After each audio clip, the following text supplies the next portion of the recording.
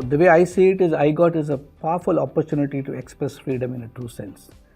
See, freedom doesn't just mean political freedom. Freedom is at several layers, and then if you look at investments that we're making on human capital, we need to understand what are the barriers for those investments, and especially in a large structure like the government. And if I were to just talk about the government of India and the immediate officers that the Commission and Mission Karmayogi is focusing on, the numbers are 3.2 million, which is huge, possibly populations of countries. But for us, if you want to get them and their capacities to be built, to make a noticeable impact on the political, social and economic freedom of citizens, the delivery of the public administration should live up to that demands. And for that, you got to build their capacities overnight, continuously, all the time. You cannot do that by training institutions in brick and mortar systems. You got to do it in liberated spaces. And to me, Karmayogi Bharat has created that fascinating platform, which has liberated the process of capacity building from brick and mortar institutions to the virtual space. And it's not just virtual. So Karmayogi Bharat is not just one hub of learning. It's got several hubs, the aggregation of which makes this freedom express itself in its complete way. Whether it's a discussion hub where we can talk to colleagues and get to listen to each other's ideas and fine-tune it further, or it is a networking hub where you get to know others in that space, or it's a career hub where you can look at opportunities, it's freeing up so many concepts which are otherwise traditionally boxed into systems and processes. We didn't allow democratization to happen. So to me, freedom in the context of iGOT opens up all these possibilities. Possibilities of exploring careers, possibilities of exploring ideas, possibilities of learning when I want to, what I want to learn at that point of time.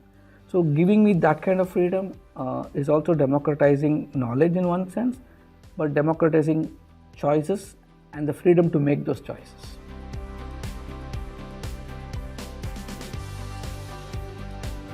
See, most people entering government have stereotypical opinions of the state.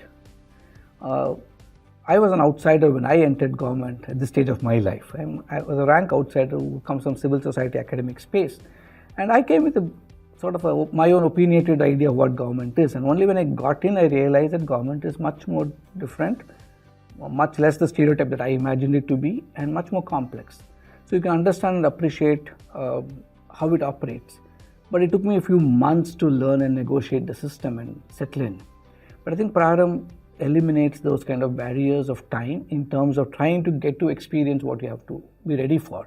Obviously, you can't make anybody prepared completely for the role that we play in government, but you can give us ideas on what to expect. You can give us ideas on what are the toolboxes I need to cultivate and accumulate, what are the toolkit I need to deploy in what kind of situation, and Praram offers that opportunity. It's sort of a ready mix of items by experience that we all understand that a new entrant comes in.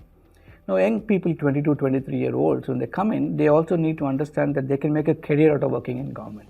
Now, we live in a generation where people think 3 years in one place is long enough. But government, we need to see, have the journey where we are ready to invest on them and they're ready to invest on themselves to spend long enough times to make a difference for citizens. And the government today has got such futuristic ideas. And those ideas have to be experienced, understood, and thought about before you get into the game. So they're essentially preparing a swimmer how to learn swimming and then asking them to jump in at the deep end. Versus earlier where they just jumped into the deep end and then learned swimming, and that took away precious time that they could otherwise contributed productively.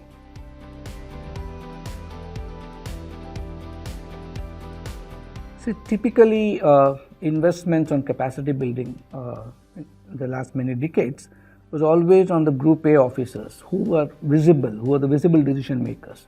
But in the system, the Group B and Group C are people who are initiating the decision making process, and that's as critical as the actual decision maker. And being well versed with the nuances in government systems, understanding the processes, understanding the logic behind how a particular idea should be built, requires a set of domain competencies, a set of functional competencies, and a particular behavioral way of addressing this toolbox itself. And how do you choose what you do? You use a screwdriver when you tighten a screw. You don't use a screwdriver to tighten a bolt. If a screwdriver is all I have in my hand, I need to know how to use it. I can't use it in every situation. So Dakshata essentially was that was born out of experience that the existing traditional programs, the way they were being run, had it was a particular point of time. It solved problems in a particular point of time, but the state has moved on in its programs, a lot of things have happened, and you need a new toolkit. Discovering it is what, for us at the Capacity Building Commission, we understood that a lot more tools are required, a lot more ways of using the tools were understood today. Technology has made a big difference. So Dakshata is actually accumulating and building on the experience of the past, knowing what worked, trying to understand what we'll need in the future, and trying to say what will work in the future too, and investing on the people who are not traditionally seen as people who mattered. And now for them, it's such it's not just learning new tools, but it's also building their self-esteem, that the state takes them seriously and it's ready to invest on them. And it's a combination of, it's a hybridized kind of learning space where they do programs online to the Karmayogi Bharat, and they also train in a brick and mortar institution where certain tools have to be given there in that setting. And we can do large numbers very rapidly, and all these training programs make sense only when the change is felt by the system and by the citizens. For that to happen, you have large cohorts being trained simultaneously and in short periods of time. And that's what Dakshata program is. It gives a range of tools, right from behavioral competencies to technological competencies to functional competencies, the roles that section officers, assistant section officers have to play. They're not just mere cogs in the wheel, but they're important cogs in the wheel. And for them to get prepared and to reskill themselves, to upgrade their existing skills and reskill themselves, this is a program that has been conceived and rolled out.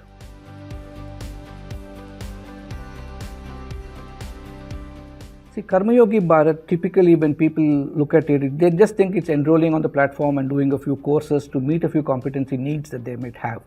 It's much more than that. It's about understanding what you know, so you can go get yourself proctor self-assessment of competencies you have.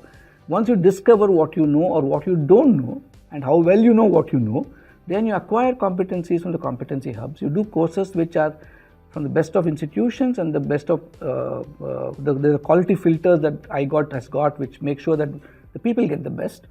And then once I learn something, there's also opportunities in the career hub where careers which are going to be possibly posted out there based on the competencies that those jobs require. And if I fit that, I can apply for it, or I can at least discover what more I can acquire to fit into that pattern.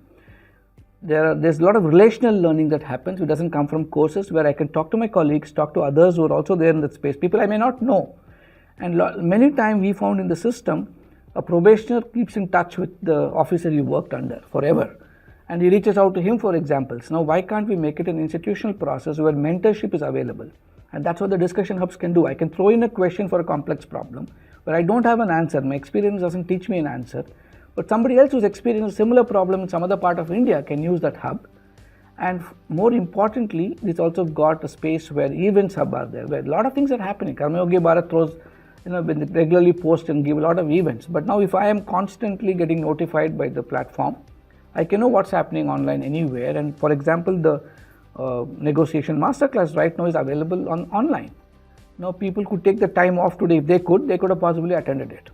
So these are opportunities also on it. Typical learning management systems, the architectures around how much I learn, how quickly can I learn, and then did I learn it at all. But beyond that, applying this learning in a productive way, productive for me at the personal level, productive for my ministry or department or organization, and finally productive for the citizens.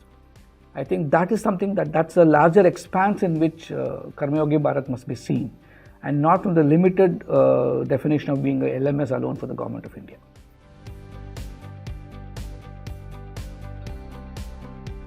In a very simple way, most of us in our lives, we gather experience. And we start believing at some point of time that our experience is the best learning we got. When you're young, you think all the learning you had is enough experience. But then as you start using that knowledge, you start recognizing that experience itself is learning. I go a little further down the line, and when I talk about this in my leadership classes as well as in my writings, I talk about experience is a very valuable data point for us. It's a very valuable input, but we must be cautious that we shouldn't let experience actually come in the way of our future learning, as well as experience should only inform us. They shouldn't start influencing us. And many times we start processing situations, spaces, domains through definitions. Like I was from civil society, then I went to academia, then you come to government. But what we don't realize is these filters become limitations by themselves. So people in their 40, 50, 60s bring a lot of experience, very useful data points for them to process information, but not to get stuck in them. So if they can challenge themselves and they want to continue to learn, they have to learn not just to operate from zones of their competence, but also learn how to operate from zones of incompetence. I think the state today, responding to the Prime Minister's call of Jan Bhagidari, is discovering a new form of governance and a new definition of the state itself, which is possibly exciting, challenging, all rolled into one, where you understand that you need tools, you need knowledge, you need skill sets, which different people with different kinds of experiences have brought in their own lives. For that to be aggregated, challenge yourself how you can represent those experiences in situations which are uncomfortable, work in those cognitive dissonance spaces and give your best. And that's when we're all very creative only in those challenges. So to me, if I were to quote my own personal example, seeing the government from outside, seeing it from different lenses, and seeing the government from inside, and working with people who are extremely capable, extremely appreciative of what they need to do to make the government better, I now realize that all kinds of ideas are required, all kinds of creative expressions of this kind of capacities are required. And that's why it's very important that we don't box ourselves and say, I am from academy, or I am from industry, or I am from government. We just say how together I have a role to play in building this great nation of ours. I am part of that Team India, which can really build this new India, the Naya Bharat the PM keeps giving us a call for.